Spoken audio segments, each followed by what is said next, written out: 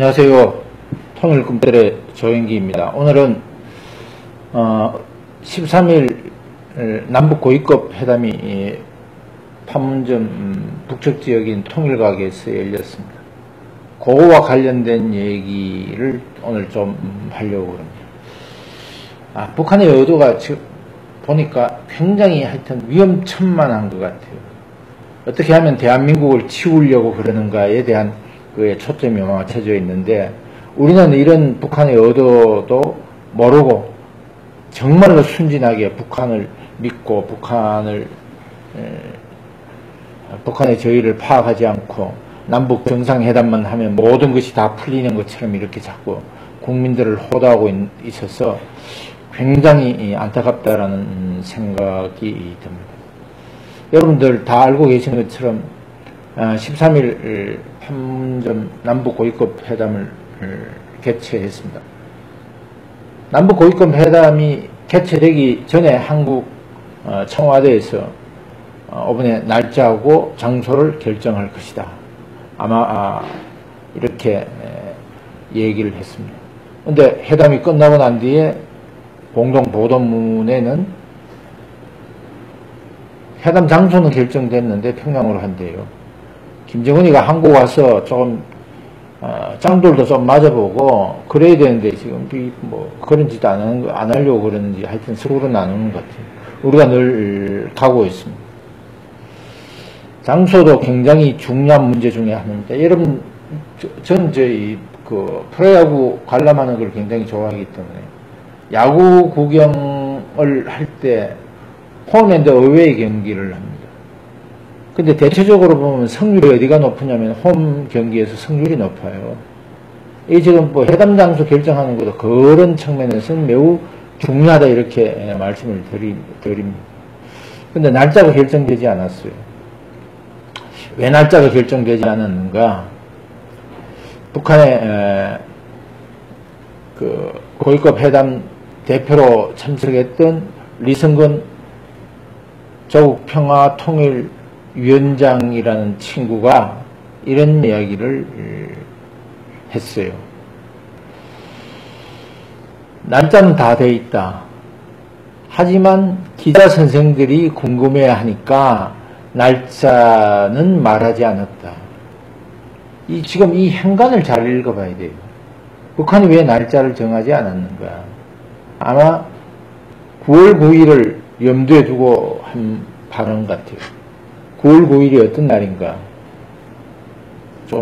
조금 이따가 말씀드리겠습니다. 근데 한국은 이렇게 이야기를 했어요. 구체적 날짜는 여러 상황을 좀 더 보고 협의하기로 했다. 왜 북한하고 말이 다르냐고 그러니까 하여튼 9월 안에 하는 거에는 합의를 했다. 이 전체적인 그 내용을 보면 아마 구구절과 관련된 내용이 있는 것 같아요. 북한이 왜 구구절을 고집하는가? 구구절이라는 것은 북한 정권 창건 기념일입니다. 그래서 이제 북한에서는 보통 건국절이라고 이야기를 하고 또는 구구절이라고도 이야기를 합니다. 평양에서는 이 건국절을 기념하기 위해서 구구거리라는 것도 있습니다. 구구절 거리라는 것도 있습니다. 물론 이 정권 창립 기념일이 김일성이나 김정일이 생일보다는 등급은 좀 낮지만 그래도 국가 명절이에요. 북한이 구구절을 한국 이 날짜를 고집하는 것, 1박 2일이 됐든 2박 3일이 됐든 남북 정상회담이 만약에 평양에서 열리고 구구절이 열린다 그러면 북한 아이들이 어떤 행동을 할 건지 우리 한번 추측을 한번 해봤으면 좋겠어요. 일단은 구구절이니까 북한은 보통 기념일을 결정할 때 5년, 10년 단위로 이렇게 그걸 이제 북한식 표현을 하면 꺾인 해라고 이야기를 하는데, 꺾인 해는 굉장히 성대하게 이렇게 행사를 합니다. 이 행사하는 과정 중에서 북한 내부적으로는 민족적 성과다 이렇게 해서 이제 결속을 도모하겠죠.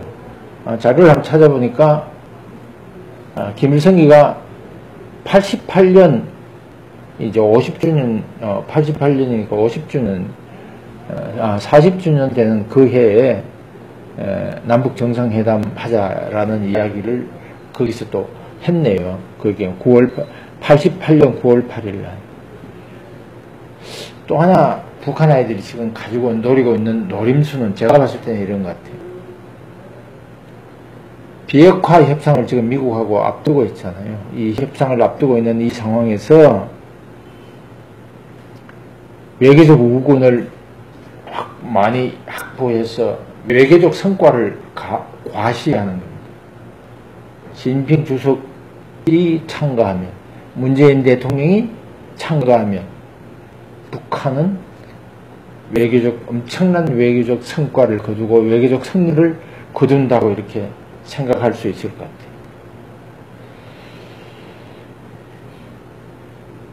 이렇게 되면 북한이 이런 또 한 가지는 우리가 구구절 행사에 참석하면 남북 관계는 급진전될 가능성이 있다. 저는 이렇게 보고 있습니다. 이렇게 되면 북한의 핵폐기의 가능성은 점점 더 희박해진다라는 점에서 저는 매우 위험한 도박이다 이렇게 이야기를 하고 있습니다. 북한은 이런 한국 국민들의 마음을 사기 위해서 어떤 행동을 하는가? 동족이니 민족이니 민족 공존이를 라는 것을 매번 강조를 해왔어요. 이렇게 강조를 하면서 한국을 또 혼란의 도가니 속으로 빠뜨릴 가능성이 있다라고 이렇게 보여지고 있습니다. 참 북한이 구구절을 고집하고 있는 이유가 대내적으로는 결속을 가시하고 대외적으로는 외교적 승리를 국제사회에 싱가포르 미국 정상들이 싱가포르에서 만나는 것 자체만 해도 벌써 김정은에게는 엄청난 외교적 승리, 성과를 가져다 주었는데 또 구구절에 한국하고 중국의 대통령이 참석한다고 그러면 김정은의 국제적 위상은 어떻게 되나? 김정은의 국제적 위상이 높아진다라는 것은 그만큼 한국의 국제적 위상은 낮아진다라는 의미로도 해석될 수 있을 거예요. 아직까지는 남북한 간에는 엄청난 경쟁을 하고 있기 때문에. 이런 결정의 과정 중에서 3차 남북 정상회담이라는 고리를 만들기 위해서 정부가 이런 소문도 들리대요.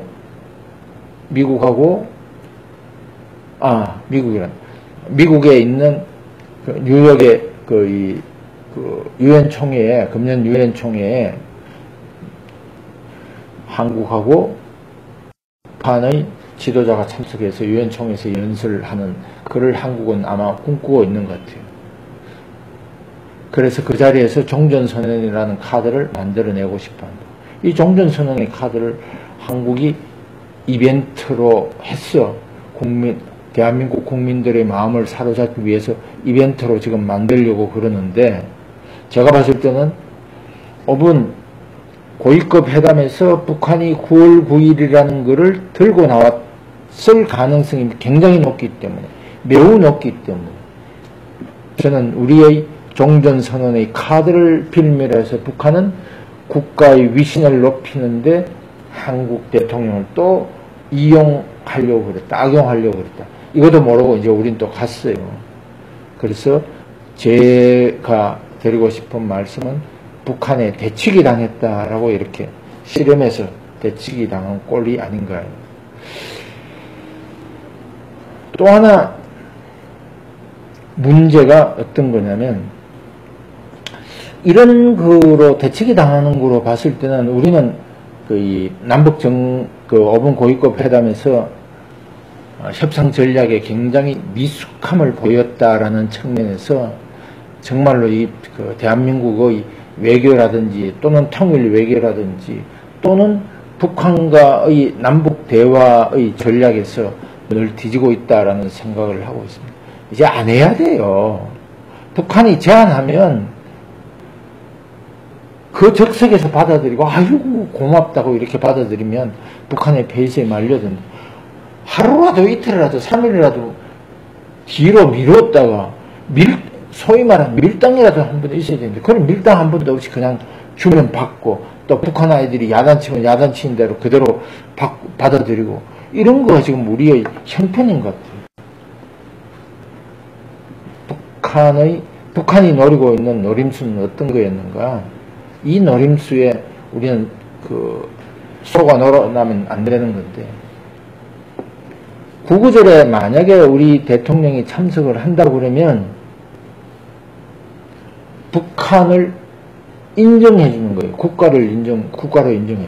헌법 정신에 위배되는 거, 우리 대한민국 헌법에 위배되는 것일 뿐만 아니라 지금 대통령이 뭐 내년 4월 11일을 이 임시정부 수립일을 국가 건국 100주년으로 이렇게 행사를 한다고 하는데 실질적으로 대한민국이 성립된 날은 건국 70주년인데 8월 15일 한국의 건국은 인정하지 않고 북한의 건국인 구구절에 참석했다라는 것은 북한은 국가로 인정하고 대한민국은 국가로 인정 안 하는 꼴하고 똑같은 것이다. 그래서 저는 굉장히 안 좋은 것이다 라는 거고 또 하나 지금 우리가 늘 북한에 말려 들어가고 있다라는 거는 우리 스스로 북한의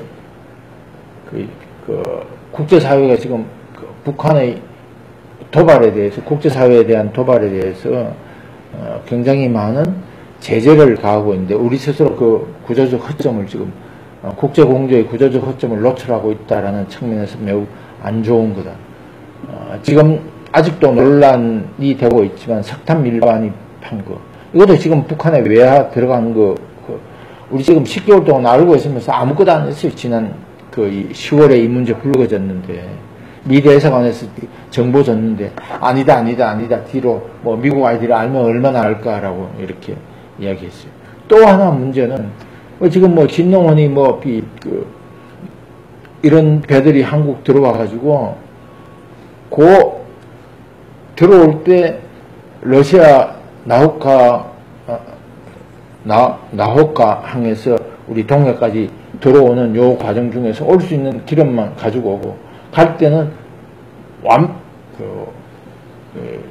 소위 말해서 풀로 다 채워간대요. 에? 다 채워가면 그만큼의 정제유가 남는데 이게 지금 어디로 가는가? 북한으로 갔다라는 의혹들이 있다. 이런 걸 지금 우리 스스로 지금 만들어주고 있는 이 상황에서 지금 한국이 또 정상회담이라는 걸 한다라는 거가 저는 굉장히 우습다라는 생각이 들어요. 북한이 오늘 또 노동신문에서 보니까 정론이라는 거를 폈어. 우리 정론이라는 거의 위치는 노동신문에서는 사설보다도 훨씬 더 높은 거예요. 이런 정론에서 국가 5개년 개발 전략과 관련된 거에 대해서 총매진하자고 이야기를 하고 지금 북한 경제 상황이 그만큼 안 좋고 특히 김정은의 입장에서는 9월 9일 날 하여튼 주민들인데 보여줘야 되는데 보여줄 거 없으니까 매일마다 온 동네 돌아다니고 난리법석을 치고 있는데 실질적으로 문제가 생긴 거는 주민들이 아니라 김정은 지 자신이라는 거를 경제가 훼손되지 않는 거의 암적 존재는 누구냐면 바로 김정은이에요. 이 김정은이라는 걸 알아야 되는데 근데 고위급 회담하면서 리성건이가 또 한국에 대해서 공갈을 쳤어요. 어떤 공갈을 쳤느냐. 북한이 제기한 문제가 잘 해결되지 않으면 예상치 않았던 문제들이 발생될 것이다. 라고 이제 공갈을 쳤어요.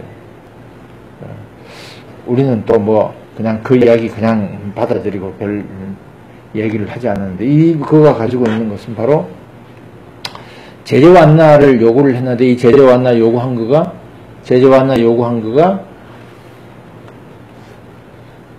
3차 남북 정상회담 이전까지 경제 제재 완화를 한국이 해라. 한국이 해야 된다. 그래서 대북 제재 완화 등 우리 정부의 적극적인 태도를 지금 요구했다고 저는 이렇게 보고 있습니다. 그리고 이제 남북경제협력이 대북 제재로 지금 막혀 있는데 이게 지금 빨리 길 뚫으라고 이야기를 하고 있는데 실제적으로 할 수 있는 게 없는 것 같아요. 우리는 이제 이런 생각을 좀 했으면 좋겠습니다. 제가 여러 번 말씀을 드렸는데 대북 국제 공조는 평화적으로 북한 핵 문제를 해결할 수 있는, 다시 말해서 평화적 북핵 폐기를 위한 유일한 방안이라는 인식하에서 대북 제재를 지금 어떻게 강화할 것인가에 대해서 고민을 해야지. 북한하고 남북 정상회담해서 뭐 두 사람들이 손들고 나가서 평안이 뭐니 이러고 이야기하는 거가 지금 현 시점에 맞는가라는 것은 한 번 더 생각해 봐야 될 것 같고, 조금 전에도 말씀드렸습니다만 남북 관계에서 조급함을 보이는 것은 협상 전략에서 우리가 지금 실패하고 있다라는 겁니다. 이런 거 조급함을 보이지 않았으면 좋겠다.